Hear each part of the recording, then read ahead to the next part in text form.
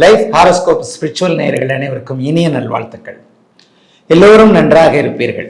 இப்பொழுது 2026 தமிழ் புத்தாண்டு பிறக்கப் போகிறது. வருகின்ற ஏப்ரல் மாதம் 14ஆம் தேதி என்று பிறக்கக்கூடிய இந்த தமிழ் புத்தாண்டு மேஷம் முதல் மீனம் வரையிலான ஒரு 12 ராசிக்காரர்களுக்கு என்ன மாதிரியான பலன்களை தரும் அப்படிங்கிறத இப்போது பார்க்கலாம். ஐயா, அந்த வருடாந்திர பலன்கள் எப்படி சொல்லப்படுகின்றன அப்படிங்கிறத முதல்ல பார்க்கணும். வருடாந்திர பலன்கள் வருடாந்திர கிரகங்கள்னு சொல்லப்படக்கூடிய குரு, ராகு, கேது, சனி ஆகிய 4 கிரகங்களை முக்கியமாக வச்சு சொல்லப்படுகிறது. மாதாந்திர கிரகங்கள் மாதம் மாறிக்கிட்டே இருக்கும். சந்திரன் 4 கிரகம், 2.25 நாளைக்கு ஒரு தடவை சந்திரன் மாறுவார்.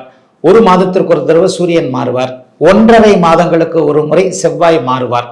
20 to 25 நாட்களுக்குள்ளாகவே புதன், சுக்கிரன் போன்றவர்கள் மாறிடுவாங்க. அப்போ அந்த வருட பலன்கள் அப்படிங்கிறது ஒரு 12 ராசிக்காரர்களை எப்படி பாதிக்கிறது, எப்படி சாதகத்தை கொடுக்கிறது என்பது குரு பகவானாலும் ராகு, கேதுக்கள் மற்றும் சனி பகவானாலும் ஒரு தீர்க்கமாக சொல்லக்கூடிய ஒன்று. இந்த தமிழ் புத்தாண்டுல என்னென்ன பலன்கள் நடக்குது அப்படின்னு பார்த்தீங்கன்னா, தமிழ் புத்தாண்டின் ஆரம்பத்திலேயே ஏப்ரல் மாதம் தமிழ் புத்தாண்டு ஆரம்பிக்கின்ற அதே நேரத்தில் ஒரு 45 நாட்களுக்குள்ளாகவே ஜூன் மாதம் 2ஆம் தேதி குருப்பெயர்ச்சி நடக்குதுங்க. குருப்பெயர்ச்சி கடகத்தில் இந்த தடவை வரக்கூடியது. அதாவது உச்சம் என்கின்ற ஒரு நிலைமை.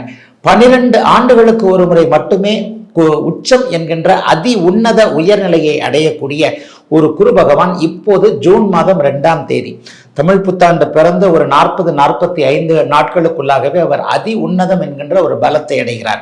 அதே நேரத்தில் ஒரு 3 மாதம் கழிச்சு அவர் அதிசாரமாக திரும்ப வந்து அடுத்த வீட்டிற்கு போய்விட்டு மீண்டும் திரும்புவார். ஆனாலும் இந்த ஆண்டின் பெரும்பகுதி நாட்கள் அனைத்திலுமே குரு பகவான் பெரிய அளவில் நன்றாக இருக்கக்கூடிய தன்மை. பெரிய அளவில் நல்லா இருக்கக்கூடியதுன்னா, குரு வலுத்தாலே உலகத்தில் இருக்கிற மனுஷங்க, ஜனங்க எல்லாருக்குமே நல்லது நடக்கும் அப்படிங்கிறது தான் ஜோதிடத்துடைய ஒரு அடிப்படை கோட்பாடு. ஆகவே அதன் அடிப்படையில் பார்த்தா 12 ராசிக்காரர்களுக்கும் நல்லவைகளை அதிகமாக செய்யக்கூடிய அமைப்புல குரு பயிற்சி கண்டிப்பா இருக்குதுங்க.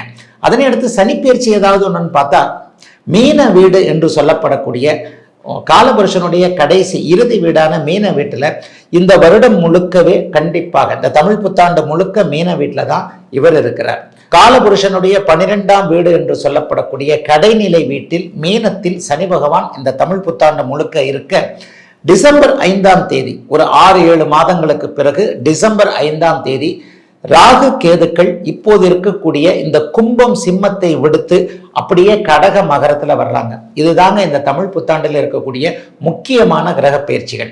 இந்த முக்கியமான இந்த 3 கிரக பயிற்சிகளும், சனி பயிற்சி இல்லை, மற்ற 2 ராகு, கேது, குரு பயிற்சி, அதன் மூலமாக 12 ராசிக்காரர்களுக்கும் எப்படிப்பட்ட நன்மைகள், ஒரு சாதகமற்ற தன்மைகள் நடக்கும் அப்படிங்கிறது தான் இந்த தமிழ் புத்தாண்டுல நம்ம சொல்ல போறோம்.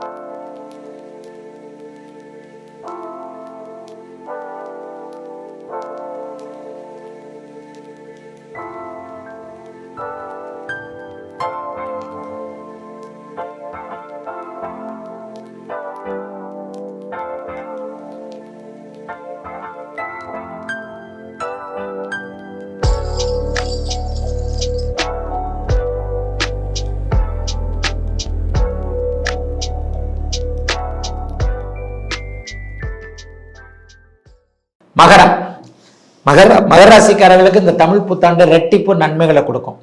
ஜூன் மாதம் 2ஆம் தேதி ராசியும் ராசிநாதனும் குருவின் பார்வையில் இருக்க போறாங்க. இந்த 12 ராசிகள்லேயே இந்த சிறப்பு நன்மைகள் அதிகம் இருக்கக்கூடிய ராசியாக மகர ராசிக்காரங்களுக்கு தாங்க உண்டு. நான் தான் 7-8 வருஷமா கஷ்டப்பட்டேனே, பரவாயில்லங்க, எனக்கும் கொஞ்சம் நல்லது நடக்கட்டும் நீங்க நினைப்பீங்க. இப்போ எங்கட்டான்னு சொல்லுவீங்க. கஷ்டப்பட்டதெல்லாம் அப்படியே முடிஞ்சுட்டு இனிமே எங்களுக்கு நல்லது நடக்கணும் அப்படின்ற மாதிரியாக 7.5 சனி முடிந்தும் மகர ராசிக்காரர்கள் நல்ல விதமான பலன்களை அனுபவிக்கலன்றதான் உண்மை. படிப்படியாக அப்படியே முன்னேற்றங்கள் இந்த தமிழ் புத்தாண்டின் ஆரம்பத்திலிருந்தே அப்படியே நல்ல விதமாக வரப்போகுதுங்க. 7ஆம் இடம் 8ஆம் இடத்துல உச்சகுரு வந்து ஜூன் மாதம் 2ஆம் தேதியிலிருந்து மாறி அதிசார முறையில் உட்கார்றது. சனி உங்களுடைய ராசிநாதன் உச்சகுருவின் பார்வையில் சுபத்துவத்தை அடைவது, உச்சகுருவே ராசியை பார்த்து கொண்டிருப்பது, மற்ற கிரகங்களும் சாதகமாக இருப்பது, ராசியில இதுவரைக்கும் பணவரவை தடுத்து கொண்டிருந்த ராகு பகவான் டிசம்பர் மாதம் 5ஆம் தேதி முதல் வாரத்துல அப்படியே டக்குன்னு பயிற்சியாகி ராசிக்கு வந்து குருவின் பார்வையை அடைவது எல்லாமே பெரிய அளவில் நன்மைகளை செய்யக்கூடிய ஒரு நல்ல மாற்றங்கள் இருக்கக்கூடிய அமைப்புகள் உண்டுங்க.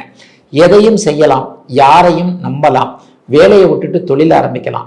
ஏற்கனவே தொழிலில் அப்படி இப்படி இருந்தவங்க, அப்படிலாம் ஒன்றும் பெரிய அளவில் நல்லா இல்லைங்கன்னு இருந்தால் மகர ராசிக்காரர்களுக்கு தொழிலில் புதிய உதவியாளர்கள் வேலைக்காரர்கள் கிடைக்கக்கூடிய தன்மை, தொழிலில் ஐடியாக்கள் வரக்கூடிய தன்மை, இதை பண்ணலாமா அதை பண்ணலாமா.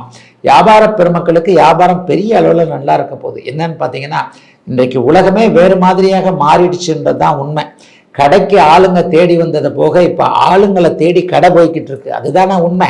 இன்னைக்கு இருக்கிற ஆப் எல்லாம் பார்த்தீங்கன்னா, கடைக்காரர்கள் கடையை தேடி வந்து வாடிக்கையாளர்கள் பொருள்கள் வாங்கினது போக இன்றைக்கு வாடிக்கையாளருக்கு பொருளை எடுத்துக்கொண்டு கடைக்காரர்கள் வீடுகளுக்கே ஓடக்கூடிய தன்மை இருக்கு. இந்த மாதிரியான இதை அப்டேட் ஆகிக்கணுமா, அதை அப்டேட் ஆகிக்கணுமா, ஏஐயை யூஸ் பண்ணணுமா, ஆப்பை யூஸ் பண்ணணுமா, இந்த மாதிரியாக இளைஞர்களாக இருக்கட்டும், நடுத்தர வயதை கடந்தவர்களாக இருக்கட்டும், மகர ராசிக்காரர்கள் உங்களுக்கு தேவையானதை நல்லபடியாக அமைத்து கொள்ளக்கூடிய அமைப்பு, வியாபாரம் தொழில் போன்றவைகள் எல்லாம் பிரமாதமாக இருக்கக்கூடிய அமைப்பு, குடும்பம் அமையாதவர்களுக்கு குடும்பம் அமையக்கூடிய நிலைமை, விரும்பியவர்களை திருமணம் முடித்துக் கொள்ளக்கூடிய அமைப்பு. 7ஆம் இடத்துல குரு பகவான் வர்றார் இல்லையா. கடந்த காலத்தில் பொண்டாட்டி கேஸ் போட்டிருக்கு, புருஷன் கேஸ் போட்டிருக்கு, பிரிஞ்சே இருக்கிறோம், குழந்தை பாக்கியம் இல்லை, அது இல்லை இது இல்லைன்ட்டு எது நிறைவேறவில்லை என்கின்ற ஏக்கத்தில் இருக்கிறீர்களோ அது நிறைவேறக்கூடிய தன்மை, சுமூகமாக வழக்குகளை தீர்த்து கொள்ளக்கூடிய அமைப்பு. பிரிஞ்செல்லாம் போக முடியாது, டைவர்ஸ் கேட்குறவங்களாம் ஒன்றா சேர போகிறீங்க.